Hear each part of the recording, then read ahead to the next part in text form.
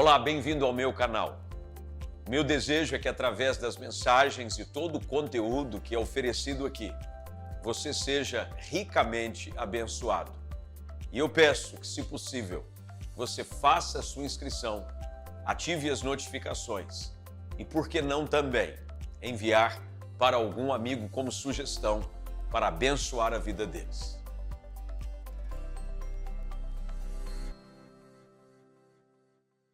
Marcos capítulo 8, e eu leio da Nova Versão Transformadora, que traz a seguinte palavra: Jesus e seus discípulos deixaram a Galileia e foram para os povoados perto de Cesareia de Filipe.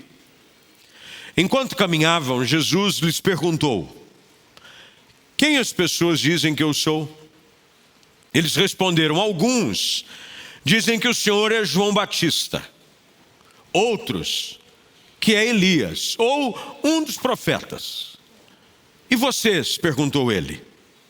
Quem vocês dizem que eu sou? Pedro respondeu: o Senhor é o Cristo. Mas Jesus o advertiu de que não falassem a ninguém a seu respeito. Então Jesus começou a lhes ensinar que era necessário que o Filho do Homem sofresse muitas coisas, fosse rejeitado pelos líderes do povo, pelos principais sacerdotes e pelos mestres da lei. Seria morto, mas 3 dias depois ressuscitaria.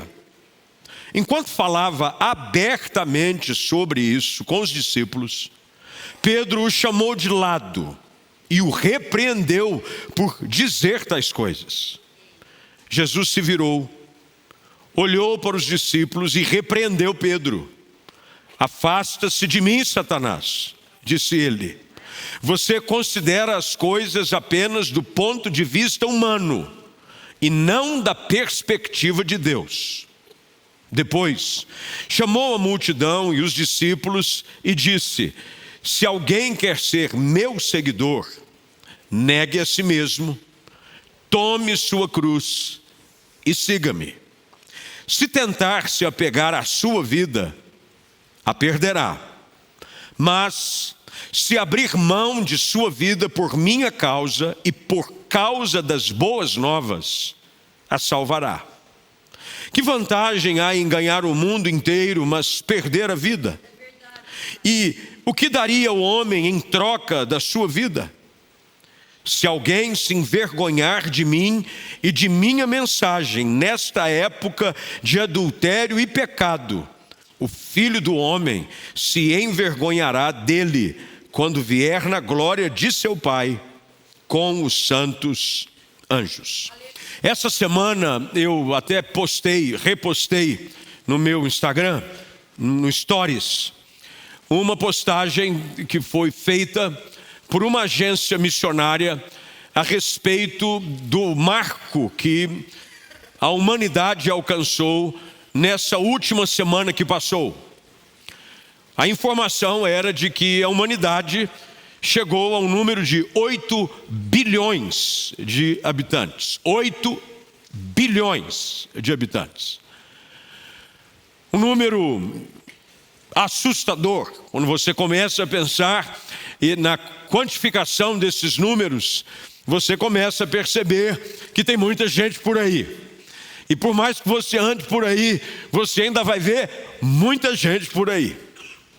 Mas baseado nessa informação de ter atingido 8 bilhões de pessoas, essa agência missionária faz um cálculo. Há muitas agências missionárias e boa parte delas sérias, que fazem um trabalho fantástico na propagação do Evangelho, e elas têm como, por meios estatísticos de informação bem seguras, encontrar meios de dizer quantas pessoas, pelo menos aproximadamente, já ouviram falar do Evangelho de Jesus Cristo, pelo menos uma vez. E diante desse novo número, 8 bilhões de pessoas, a informação que essa agência missionária postou é de que existem hoje no mundo 3 bilhões de pessoas que ainda não ouviram falar de Jesus. 3 bilhões de pessoas que sequer tiveram uma oportunidade sequer de ouvir falar sobre Jesus. Em contraste com uma realidade extremamente perigosa de um cristianismo comum, aonde se torna algo até indispensável para alguns, a forma como ele é vivido, pelo menos de forma irresponsável, o fato é de que há muita gente no mundo que precisa ouvir a mensagem de boas novas. Primeiro, porque ela é a única mensagem que traz esperança ao coração do homem. Não há nenhuma outra mensagem que possa trazer esperança e vida a uma pessoa, senão a mensagem do Evangelho de Jesus Cristo. Nenhuma teoria, nenhuma filosofia humana, nenhuma linha de raciocínio ou pensamento, por mais bem intencionada que seja, tem o poder de trazer esperança ao coração do homem, senão o Evangelho de Jesus Cristo. E hoje, 3 bilhões de pessoas não sabem o que é isso. Às vezes esses 3 bilhões de pessoas, porque nós não sabemos onde elas estão, muitos desses se encontram inclusive perto de nós. Tem muita gente perto da gente que ainda não conhece Jesus de fato como Ele é. Há muitas pessoas que têm conhecimento sobre a figura histórica de Jesus. Muitas religiões o colocam na sua linha de crença. O Islã enxerga Jesus como um profeta. Você vai a outros tipos de religião e cada uma delas encontra uma forma de colocar a figura de Jesus participante da sua forma religiosa. Mas tão perigoso quanto não conhecer Jesus Cristo é também conhecê-lo de forma errada. Achar que sabemos quem Ele é, quando na realidade temos uma falsa informação sobre quem é Jesus. Muitas dessas falsas informações, infelizmente, são creditadas aos nossos dias e alguns dos nossos púlpitos por aí. Não aqui, graças a Deus, mas em algumas igrejas ao redor do mundo, aonde a figura de Jesus ela foi substituída por qualquer coisa, menos pela essência daquilo que Ele é. Jesus tinha uma preocupação a respeito daquilo que as pessoas pensavam o que Ele era. Não era uma preocupação de agora, era uma preocupação desde sempre. E essa preocupação leva ao início dessa conversa. Conversa que nasce de uma forma bastante íntima dos discípulos com Jesus. O texto que lemos diz exatamente que Jesus faz uma pergunta. E a pergunta que Jesus faz é literalmente essa. Verso de número 27 na sua segunda parte. Por favor, acompanhe com a sua Bíblia. Enquanto caminhavam, isso quer dizer, indo para algum lugar. Eles estavam deixando a Galileia, indo para alguns povoados, no meio daquela conversa. Sabe aquela conversa que você tem indo para algum lugar? Jesus faz uma pergunta para os discípulos: quem as pessoas dizem que eu sou? O que estão dizendo por aí? Bem, os discípulos, por caminharem entre o povo, eles ouviam muita coisa. E diante da pergunta de Jesus, eles procuram responder aquilo que se havia ouvido a respeito do que se falava. E Pedro, sendo o interlocutor da turma, ele era aquele que sempre estava pronto para trazer uma palavra em nome do grupo. Ele disse: olha, alguns dizem que o senhor é João Batista. Outros estão dizendo que o senhor é Elias, ou um dos profetas. O que nós entendemos aqui, desde do início, ao ler esse texto, é de que havia uma confusão clara na cabeça das pessoas sobre quem era Jesus. João Batista, bem, sabia-se que João Batista havia já sido decapitado. Talvez achando que o espírito que estava agindo em João Batista agora agia na vida de Jesus. Havia quase que aqui uma ideia de uma ação espiritual da parte de João Batista no ministério de Jesus. Outros vão além, não, ele é Elias, porque havia uma promessa de que alguém viria no espírito de Elias. Outros dizem, bem, não é nenhum dos dois, é um dos profetas. Em outras palavras, é mais um que aparece por aí. Diante da exposição dos discípulos sobre aquilo que se dizia em os lugares por onde ele passava, Jesus agora torna a pergunta de foro mais pessoal. Ele diz, e vocês? O que vocês dizem que eu sou? E vocês? Eu já sei o que as pessoas estão dizendo por aí, não que ele não o soubesse, mas ele queria ouvir da boca dos discípulos a impressão que se tinha a respeito dele entre as pessoas. Mas ele agora pergunta diretamente aos discípulos, e vocês?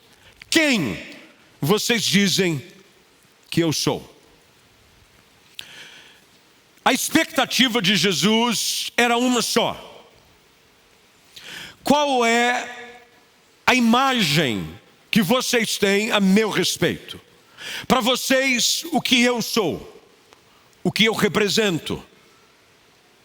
Será que para vocês eu também sou mais um profeta? Será que para vocês eu sou apenas alguém que age sobre o espírito de alguém? Será que o que é que vocês dizem que eu sou? E aqui nós começamos a entender o que é que o Evangelho precisa produzir na nossa vida. Talvez por uma forma de certa coincidência, o que eu acredito que não é. Esse texto, ele se encontra exatamente no meio do Evangelho de Marcos. O Evangelho de Marcos tem 16 capítulos. Nós estamos no capítulo 8. Já na metade do capítulo, o capítulo tem 38 versículos, nós estamos aqui começando no 27. Na metade do capítulo que divide o evangelho de ação, de poder, Jesus faz uma pergunta, porque ele já havia convivido o suficiente com os discípulos. Os discípulos já tinham visto Jesus operar milagres, curar enfermos, repreender espíritos imundos. Já haviam convivido com ele dioturnamente, porque o tempo que Jesus passava com os discípulos era intenso. Os mesmos lugares, dormiam nos mesmos lugares, comiam sempre as mesmas refeições. E depois desse tempo de convívio, Jesus está agora querendo saber o que é que os seus discípulos dizem que ele é.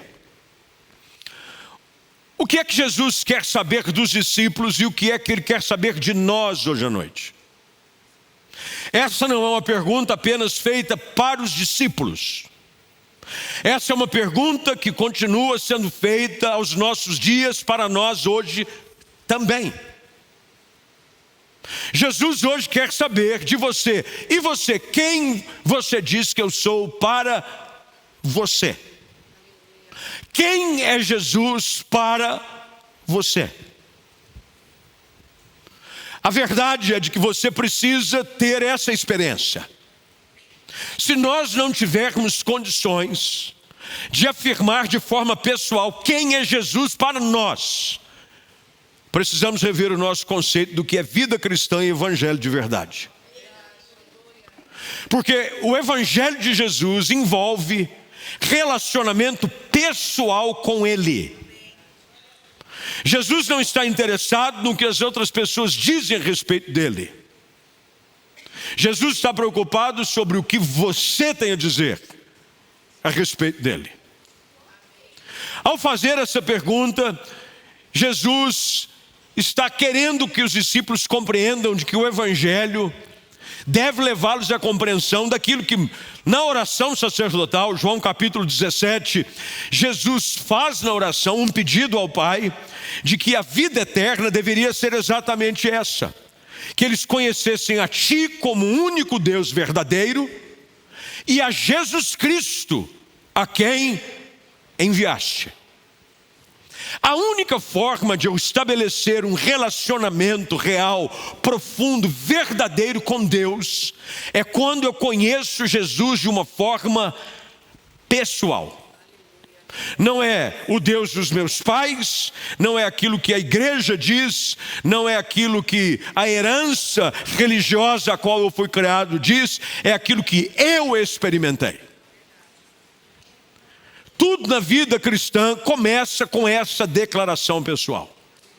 Por isso que quando nós fazemos apelos públicos, o apelo público, onde algumas pessoas se sentem um tanto constrangidas, e nós entendemos o porquê, quando se pede-se para que ela levante a mão, repita uma oração, mas é para que você entenda de que a vida cristã só começa quando você reconhece quem Jesus Cristo é.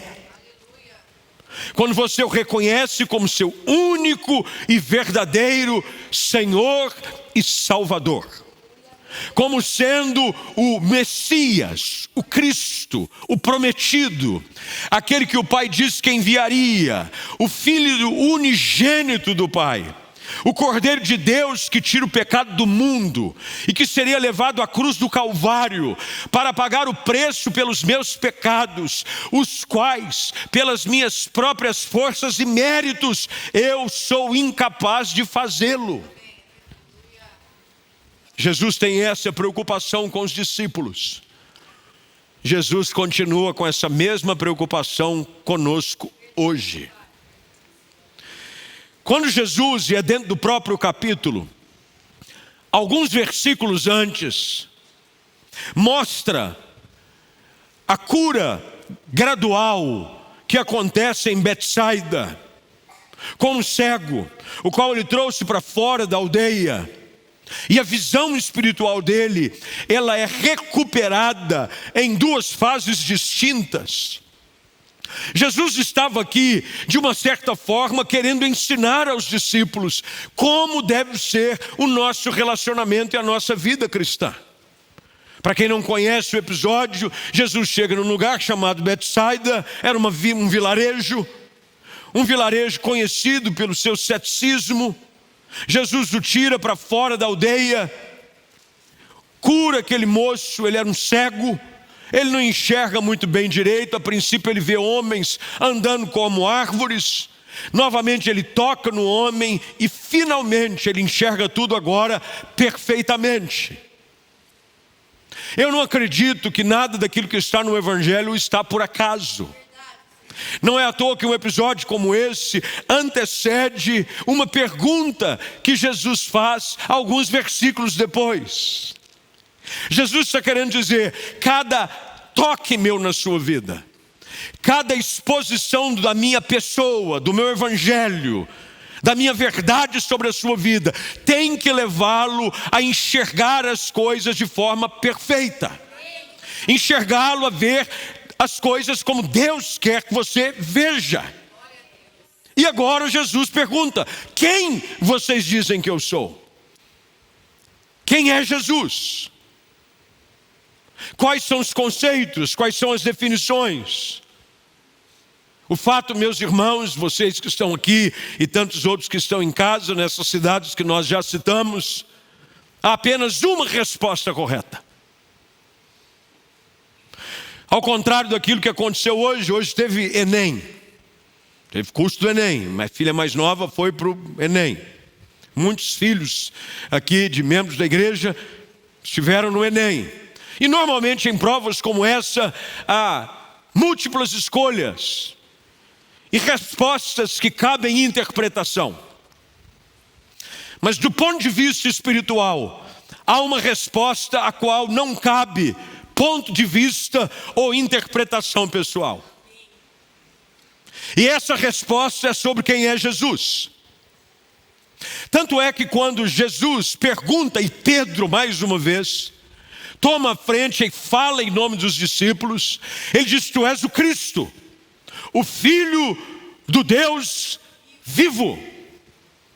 Jesus prontamente diz: não foi carne ou sangue que te revelaram isso, foi o próprio Deus. Pedro está dizendo algo de que ele não aprendeu na escola, mas foi uma revelação da parte do Espírito Santo do Senhor, que nos convence do pecado e que abre os nossos olhos para que entendamos e compreendamos quem Jesus realmente é. O Evangelho nos chama para um relacionamento de que não é limitado a cultos de semana. Nosso objetivo como igreja não é trazer pessoas para nos reunirmos semanalmente em cultos de celebração. É maravilhoso que o façamos. Nós pedimos que você continue fazendo. Faz parte da vida cristã. Mas o objetivo da igreja é professar e proclamar ao mundo de que a única resposta verdadeira que muda a tua história é quando você pode professar com seus próprios lábios: eu sei quem é Jesus Cristo. Ele é meu Salvador, Ele é meu Senhor, Ele mudou a minha história, Ele perdoou os meus pecados, Ele escreveu meu nome no livro da vida, Ele colocou um novo sorriso nos meus lábios. Muitos dizem por aí que Ele pode ser outras coisas, mas eu o conheço de forma pessoal, eu sei quem Ele é. Pedro diz: Ele é o Cristo. Pedro e os demais rejeitam a opinião predominante das multidões. Normalmente as multidões querem impor a sua forma de pensar. Dizem por aí de que uma mentira dita várias vezes acaba se transformando numa verdade. Foi a mesma estratégia que usaram quando Jesus ressuscitou. Pagaram-se os soldados que estavam ali vigiando a pedra quando ela foi rolada, sobre a seguinte ordem: diga por aí de que foram os discípulos dele que vieram e roubaram o seu corpo. E os evangelhos dizem de que essa história se propagava até os dias de hoje, quando o evangelho foi escrito. Tem muitas versões por aí do que é vida cristã, do que é ser evangélico, do que é ser crente. Mas nós não podemos ceder à opinião da maioria e das multidões. Nós precisamos da nossa experiência pessoal com Jesus. Ele é o Cristo, Ele é o Senhor. No final das contas, quando o tempo do fim chegar, o que importa é nós termos a autoridade para dizer: eu não só sei quem Ele é, mas Ele também me conhece a mim. Jesus disse que aqueles que o negassem diante dos homens, Ele o negaria diante do Pai. Que aquele que se envergonhassem por causa da sua mensagem, e assim que o texto que lemos juntos termina, ele disse: olha, estes que se envergonharem de mim, verso 38, Ele, o Filho do Homem, se envergonhará dele quando vier na glória de seu Pai com os anjos. No final da história, o que importa é a convicção da nossa fé. Por isso que o apóstolo Paulo ousadamente escreve e proclama: eu sei em quem eu tenho crido. Eu sei em quem eu tenho crido. Eu conheço o meu Jesus. Vocês podem dizer qualquer coisa, podem ler qualquer livro, podem trazer qualquer filosofia, qualquer tipo de interpretação, por mais maluca que seja, mas vocês não conseguirão me enganar e me convencer de que Ele não é aquele que eu sei que Ele é. Ele é Jesus, o Filho de Deus, o Messias, o prometido, aquele que viria, veio, foi ao Calvário, morreu, ressuscitou e voltará para me buscar. Meu Jesus! Na conversa que se estende, Jesus, agora já na segunda metade do Evangelho, perceba-se que na primeira parte do Evangelho, capítulo 8, boa parte dele, Jesus investe do seu tempo revelando-se aos discípulos. Mas agora, quando a segunda parte do Evangelho começa, ele já está começando a caminhar em direção ao desfecho daquilo que ele sabia que viria fazer. Tanto é que, já agora no verso 31, ele começa a ensinar sobre este filho do homem que eles reconheciam. Desculpa, que eu estou com a minha asma atacadíssima. Fosse rejeitado pelos líderes do povo, pelos principais sacerdotes, seria morto, verso 31, mas 3 dias depois ressuscitaria. Jesus está agora dizendo, muito bem, já que vocês sabem quem eu sou, deixa eu dizer para vocês o que eu vim fazer. Irmão, se há aqui um resumo precioso e poderoso do que é o Evangelho, está nessas palavras de Jesus. Eu sou quem eu disse e vocês reconhecem que eu sou. Eu realmente sou o Cristo, o Messias. Mas deixa eu dizer para vocês o que é que eu vim fazer. E ele começa a predizer a sua morte, de que ele seria rejeitado, de que ele seria perseguido e de que ele seria morto. Nessa segunda parte do Evangelho, Jesus agora começa a ajudá-los a entender de que dentro da perspectiva do reino, o rei que talvez eles esperassem, não é o rei que eles estavam agora vendo. Porque dentro da perspectiva messiânica, o rei que eles esperavam ter era um rei que os libertaria de uma ação de opressão, de um governo e de um império que os oprimia. E ele agora diz, realmente eu sou o Messias, mas eu vou morrer. Os discípulos dizem, como assim? Agora que a gente descobriu que tu é o cara, agora que a gente descobriu que tu realmente és o Filho de Deus, como assim o Senhor vai morrer? E Pedro, mais uma vez, Pedro é Pedro. Pedro é o da língua solta, é daquele que fala o que vem à cabeça. Conhece gente assim ou não? O HD dele, porque tem 2 tipos de HD. Tem um HD novo agora, acho que é chamado SSD, não é? SSD. O processamento dele é rápido. Quando Pedro disse, quando ele ouve sobre isso, enquanto ele falava abertamente, Pedro chama de lado. Imagina a cena. Jesus, sem querer interromper, poderia me dar um tempinho? Chama Jesus à parte e diz, fala assim, não, o senhor não deveria estar. E ele o repreende. Você já imaginou você repreendendo Jesus? O senhor não devia falar desse jeito. Ao mesmo tempo que Pedro reconhece quem ele é, acho que Pedro não sabia ainda quem ele era. Ele disse, o senhor não devia falar essas coisas. Que conversa é essa? Nós estamos aqui trabalhando para o seu ministério. Como é que nós vamos convencer os outros, já que o senhor vai morrer? A conversa é de um Salvador, é de um Messias, é de um libertador. E Jesus diz, é isso mesmo. Só que dentro do plano de Deus, uma verdadeira libertação, ela não se dá apenas das cadeias impostas pelos governos transitórios desse mundo.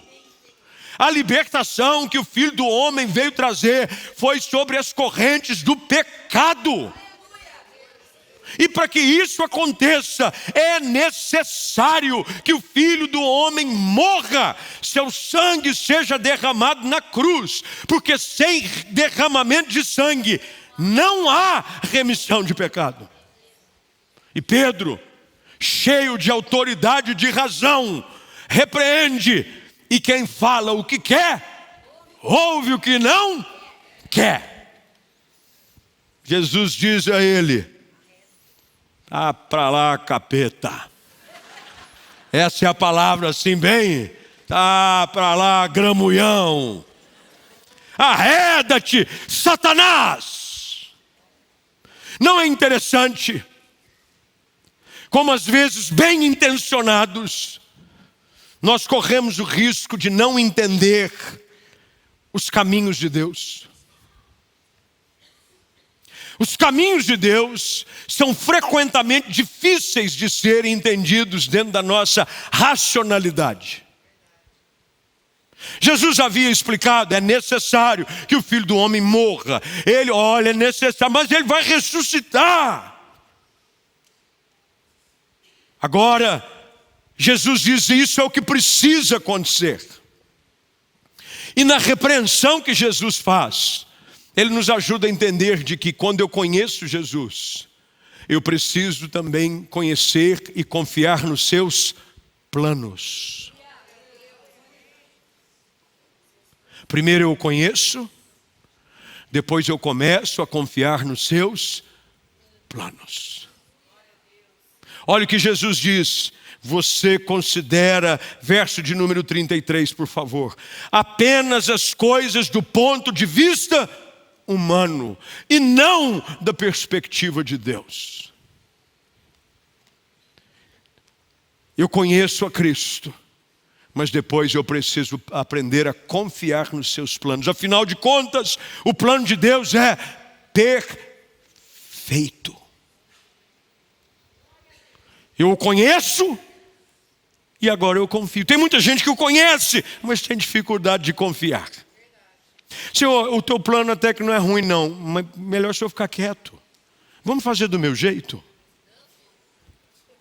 Relacionamento com Cristo envolve lançar-se confiadamente no plano perfeito que Ele tem para a nossa história. Primeiro, de redenção. Quando eu entrego a minha vida a Cristo, eu confio que o plano que Ele tem, em qualquer área que for, que envolva a minha história, é o melhor que pode existir. Eu confio nos planos de Deus. Segundo, Jesus está dizendo que a vontade de Deus é frequentemente um desafio a ser seguido. Viver a vontade de Deus não é algo que nós naturalmente vamos achar facilidade em fazer.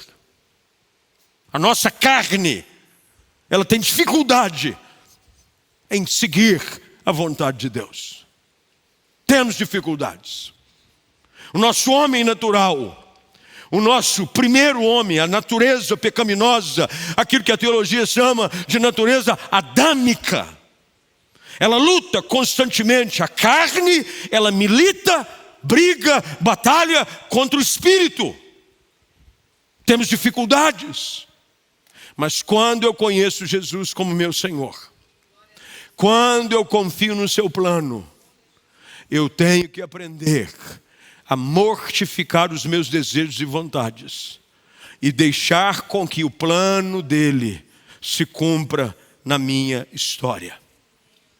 Os versos 32 e 33, Jesus está ensinando de que para isso acontecer, Ele chama a multidão agora no verso 34 e diz: é necessário que, se alguém deseja ser meu seguidor, negue a si mesmo. Está aí uma área difícil da vida cristã. Cedermos os nossos desejos e vontades à soberania e governo do Espírito Santo. Não é fácil. Não faz essa cara para você que é fácil, porque eu sei que não é. Porque tem gente que está fazendo assim, para mim não é. É.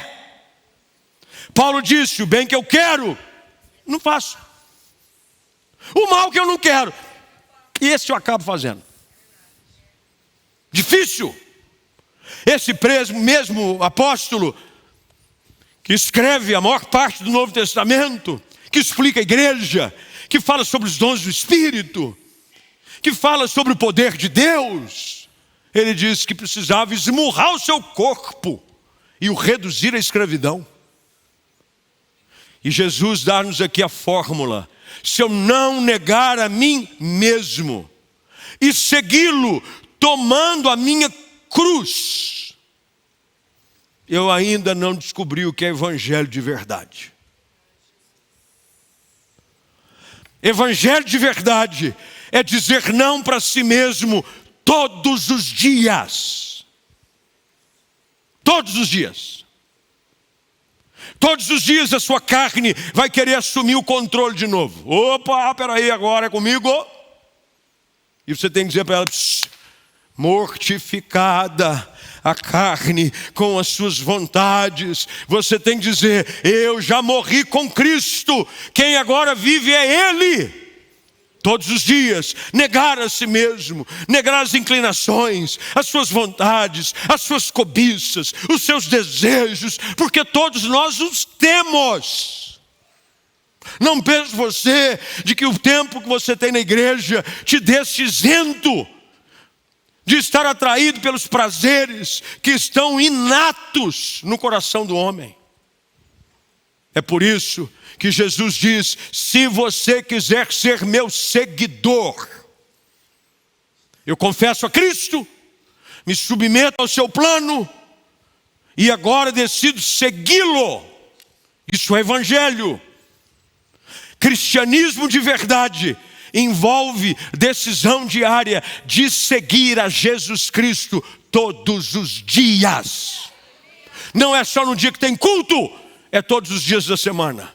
Não é só quando você está perto de gente que te conhece, é independente de onde você esteja, porque a sua vontade e o modelo de vida que você deve assumir não é para impressionar ninguém, a não ser para agradar aquele que te salvou e te remiu. Jesus diz: negue a si mesmo. Se vocês realmente estão dizendo que para vocês eu sou quem eu realmente sou, está na hora de colocar em prática o que é ser verdadeiramente discípulo.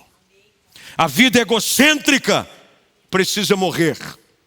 A nossa vida agora precisa ser teocêntrica. Não é mais o eu no centro, é Deus no centro.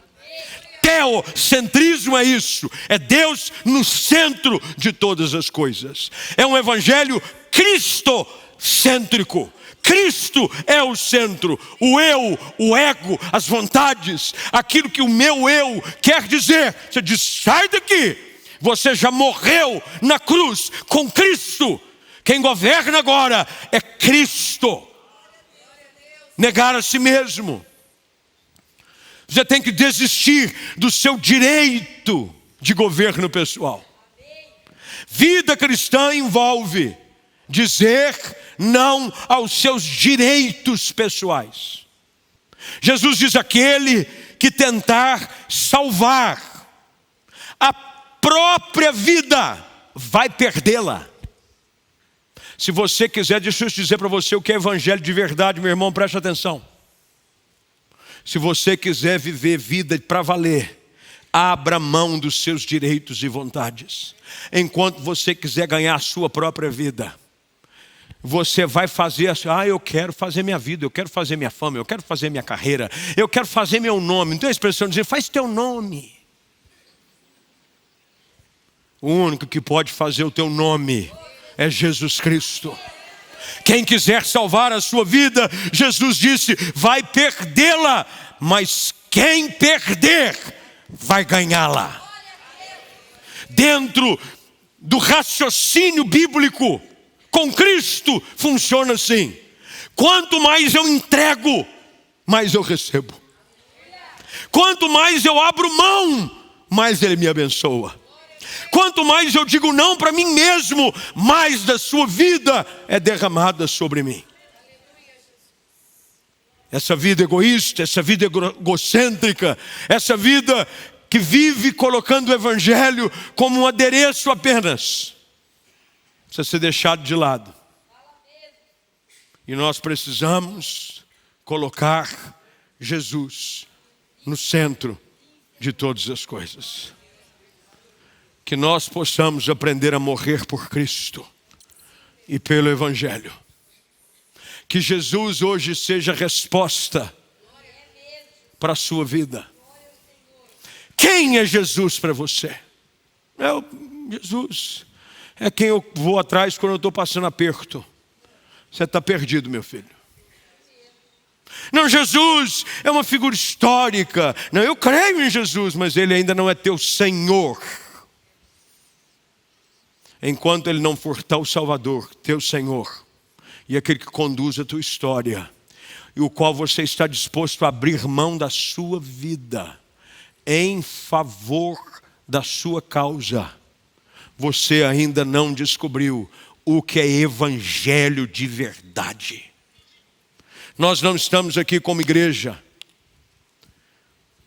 para entreter um povo e nem distrair pessoas semanalmente. Nós estamos aqui semanalmente para anunciar nos canais que temos, das formas que temos, de que a tua única esperança é Jesus Cristo. E se você não confessá-lo como seu Senhor e Salvador hoje, reconhecendo de que Ele é o Cristo, Ele é o pão vivo que desceu do céu, Ele é a promessa do Pai Celestial, o qual foi à cruz e levou sobre si os seus e os meus pecados, para que diante da sua morte eu possa ter vida, e vida em abundância.